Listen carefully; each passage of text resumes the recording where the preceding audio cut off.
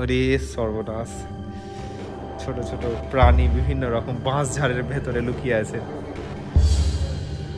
এই সাইডে দেখো,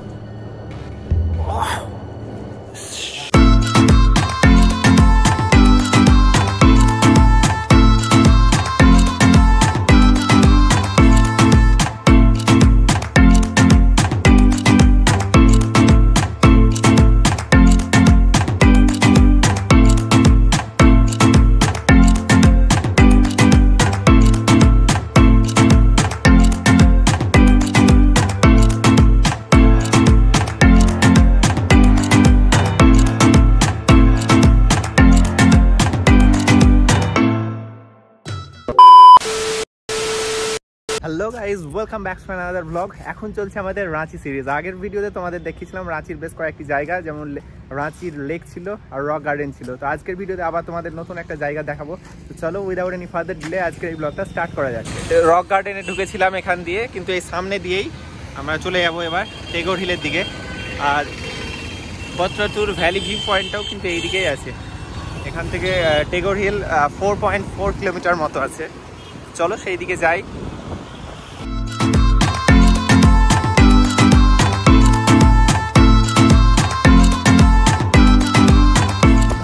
আজকের যাত্রাতে আমরা যেখান সেখানে পাহাড় পাচ্ছি, যখন তখন এই দেখো এরকম পাহাড়ের উপর দিয়ে উঠতে হচ্ছে। রাস্তাগুলো প্রচুর উঁচু উঁচু। এই দেখো, এখানে ক্যামেরাতে বুঝতে পারছো না হয়তো, তাহলে এলিভেশন কিন্তু প্রচুর হাই। তো গাইজ, এই দেখো আমরা টেগোর হিল আর মিউজিয়াম যে রাঁচিতে আছে তার সামনেই চলে এসেছিলাম। এই দেখো, এটা মেন গেট। কিন্তু সমস্যাটা হলো আজ থেকেই এটা বন্ধ আছে, আগামী 2 মাস মতো বন্ধ থাকবে। ভেতরে কাজ হচ্ছে, এখানে বিভিন্ন রকম জিনিসপত্র দেখতে পাচ্ছি। এখানে জিজ্ঞেস করে বুঝতে পারলাম যে 2 মাস মতো বন্ধ থাকবে। তো আজকে ফেব্রুয়ারি 2 ফেব্রুয়ারি, তো মার্চ এপ্রিল তোমরা আসবে না, তারপরে আসার চেষ্টা করিও। আর না হলেও কারোকে জিজ্ঞেস করে আসবে। তো আমরা এখান থেকে নেক্সট জায়গায় আবার যাচ্ছি, মানে এখানে থেকে তো আর লাভ নেই। এবার এখানকার সায়েন্স সিটি যেটা আছে, সায়েন্স সেন্টার, সেটা টেগোর হিল থেকে 1 কিলোমিটারের মধ্যেই। তো ভাবলাম চলো ওইটা দেখে নিই, যেহেতু টেগোর হিল হলো না, ওইটা চলো এবার যাবো।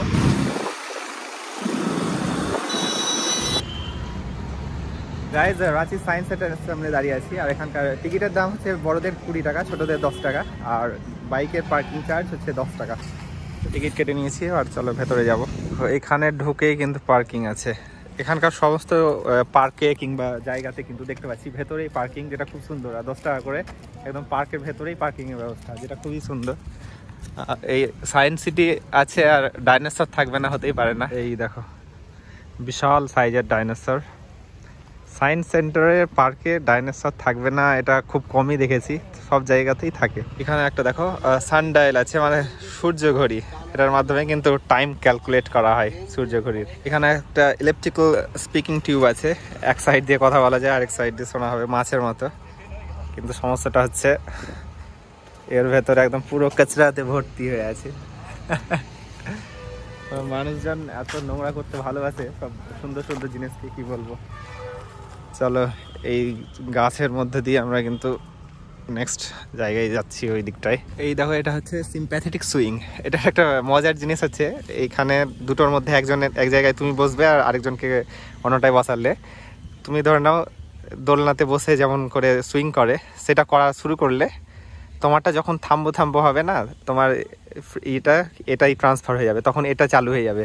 আবার এটা যখন থামবে তখন এটা চালু হয়ে যাবে। এইরকমই যতক্ষণ না ফ্রিকশনটা, মানে বাইরের শক্তি এটাকে থামাচ্ছে, ততক্ষণ কিন্তু এটা চলতেই থাকবে। একবার এটা একবার এটা। দারুণ, এই কাঠের মাধ্যমেই কিন্তু এটা ট্রান্সফার হয়। বুঝতেই পারছো, মিউজিক্যাল বার। একটা হ্যামার থাকে, হ্যামারটা যদিও নাই, এখানে মারলে বিভিন্ন লেন্থের পাইপের মধ্যে বিভিন্ন রকম পিচের সাউন্ড এখানে কিন্তু সৃষ্টি হয়। আর এই দিকটাই যাচ্ছি, চলো। পেরিস্কোপ, অলমোস্ট সবাই জানো পেরিস্কোপের কাজ। ম্যাক্সিমাম সাবমেরিন ইউজ করা হয় পেরিস্কোপ। এখানে আছে, এখানে হয়তো দেখা যাবে না ক্যামেরাতে, আবছা হয়ে আছে, ওই সামনের উঁচু জায়গাটা দেখা যাচ্ছে। এই ট্যাপ দিয়ে জল পড়া ব্যাপারটা সব সায়েন্স সেন্টারেই থাকে, এখানেও আছে। আর এই দেখো, এটা তারামণ্ডল। ওই দিকটাই ভেতরে শো হয়, শোগুলোর বিভিন্ন রকম টাইম আছে। এখন আমরা ঢুকবো না, অনেক সময় লেগে যাবে। চলো, এই সাইডে দেখছি প্রচুর ডাইনোসর আছে। এবার চলে এসছে একদম পুরো ডাইনোসরের পার্কের সামনে। দেখো চারিদিকে ডাইনোসর, এইদিকে মানুষ, এদিকে ডাইনোসর, এগুলো ঘাস খেকো ডাইনোসর, এগুলো সব ঘাস খাওয়াগুলো। আর প্রথমে যেটা তোমাদের দেখেছিলাম সেটা মানুষ খাওয়া মাংসাসি। আর এই ক্যাকটাস কিন্তু বড় মোটা মোটা প্রচুর এখানে, টিকটিকি, অভিরাপ্টর, পুরো জিরাফ, মানে জিরাফের পূর্বপুরুষ এরাই ঘাস খেতে খেতে, মানে পা দিয়ে গাছে পা দিয়ে খেতে খেতে জিরাফের মতো সামনের দুটো পা লম্বা হয়ে গেছিল, মানে এদেরই।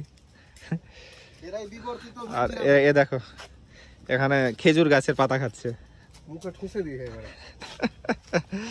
আছে প্রচুর জিনিসপত্র আছে, কিন্তু একদমই মেনটেন হয় না, মানে অনেক জিনিসই ভেঙে গেছে, বিশেষ করে যে ইনস্ট্রুমেন্ট গুলো আছে সেগুলো প্রায় ভেঙে গেছে।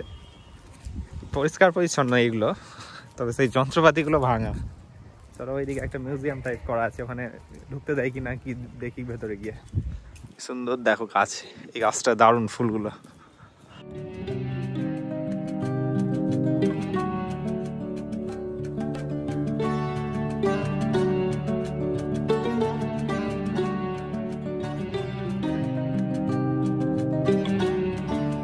Art and culture of Jharkhand, তার বিভিন্ন জিনিসপত্র। এই দেখো ঢোল টাইপের জিনিস, কি বলে পার্টিকুলারলি আমি নাম জানি না।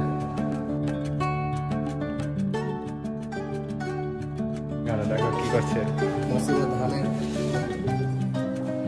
আর এখানে ঢেকি, প্রচুর জিনিসপত্র আছে, একটা ভিডিওতে কমপ্লিট করা মুশকিলই আছে। আর এখানে তারপর আবার কনস্ট্রাকশন চলছে, মানে এমন একটা জায়গায় নিয়ে যাবো যেখানে আমরা এই সায়েন্স সিটির ভেতরে কিন্তু জঙ্গল অভিযান করবো।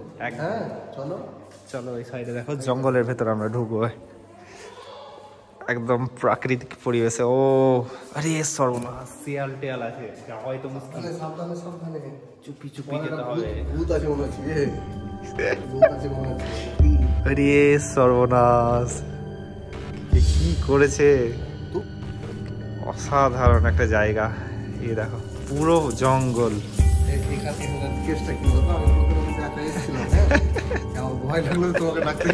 রবিল আমি ওইদিকে ছিলাম, রবিল বলছে কাজে এদিকে আসো, এদিকে আসো, আমি তো বুঝতে পারিনি। একাই দেখো, এই দেখো শিয়াল, এটা ওইদিকে দেখো সব বাঁদর, ষাঁড়, ওইখানে একটা সিংহ আছে মনে হচ্ছে। এদিকে দেখো অরিজিনাল পুরো গাছ, ছোট ছোট প্রাণী বিভিন্ন রকম বাঁশ ঝাড়ের ভেতরে লুকিয়ে আছে। এই সাইডে দেখো ভাল্লুক, এইদিকে একটা ময়ূর লুকিয়ে আছে জঙ্গলের মধ্যে, আবার এইদিকে আরেকটা ভাল্লুক আছে।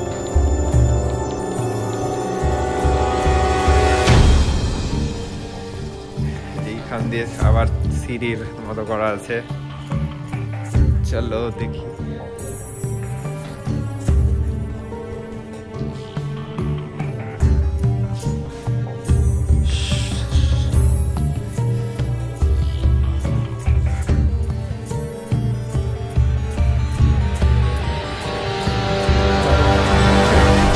হেভি মজা লাগছে, একদম পুরো অরিজিনালের মতো মনে হচ্ছিল, দারুণ লাগলো। এই জায়গাটা, এখানে যদি আসে এই জায়গাটা অবশ্যই ভিজিট করবে।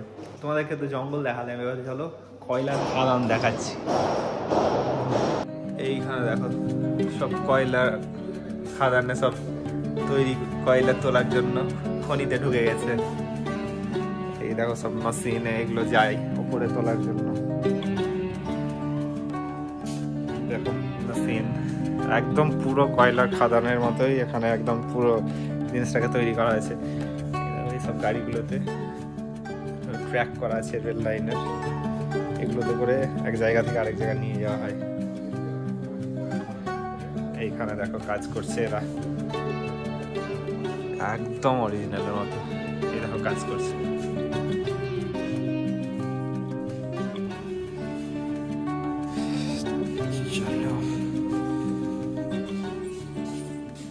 জঙ্গল দেখালাম, কয়লা খাদান দেখালাম, আরো কত কি দেখতে পাবে, ভিডিও দেখতে থাকো। এরকম বেরিয়ে গেছি, এখানে আবার নর্মাল যেমন জিনিস করা থাকে তেমনি বিভিন্ন রকম ইনফরমেশন দেওয়া আছে, এগুলো তোমরা দেখতে পারো। তাহলে ঝাড়খণ্ড সম্পর্কে আরও তোমরা অনেক কিছু বুঝতে পারবে এখানে, মানে এই যে রাজ্য সম্পর্কে আরও জানতে পারবে। এখানে সমস্ত কিছু কিন্তু দেয়া আছে। তো গাইজ এই ছিল রাঁচির সায়েন্স সেন্টার। এখান থেকে বেরিয়ে গেলাম, আরও অনেক কিছু ছিল, তারামণ্ডলটা দেখলাম না তার কারণ অনেক সময় লেগে যাবে, শোয়ের টাইমটা এখনও নয়, পরে আছে। তো বেরিয়ে যাবো এখান থেকে, চলো নেক্সট লোকেশনে যাওয়া যায়। গাইজ সায়েন্স সেন্টার থেকে আমরা বেরিয়ে গেছি, পাত্রা টু ভ্যালি যাবো আমরা, তাই জন্য আবার বেরিয়ে গেছি সায়েন্স সিটি থেকে। এই বাঁ দিকের রাস্তাটা, মানে সায়েন্স সিটি যেদিক থেকে এলাম সেই রাস্তা ধরে কিন্তু সামনে এগোলেই 28 কিলোমিটার সায়েন্স সিটি থেকে, মানে অনেকটাই দূর, মোটামুটি 45 মিনিট সময় লাগবে। আস্তে আস্তে যাচ্ছি এই রাস্তা ধরে, রাস্তাঘাট ফাঁকাই বেশিরভাগই, কিছু কিছু জায়গায় জ্যাম আছে। চলো আশা করি পৌঁছে যাবো 40 মিনিটের মধ্যে।